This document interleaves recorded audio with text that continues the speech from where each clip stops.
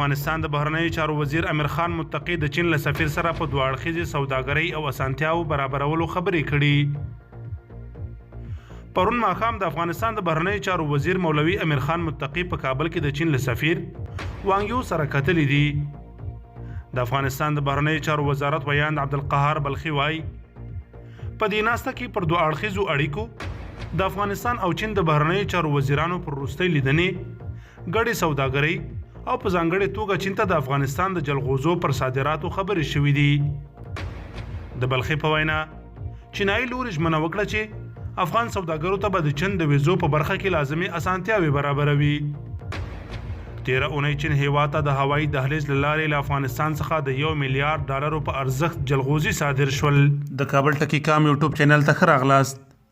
دا که ستاسو لومړی راتګ وي هیله ده په چینل کې اشتراک وکړئ او د زنګ بټن یې هم ووهئ.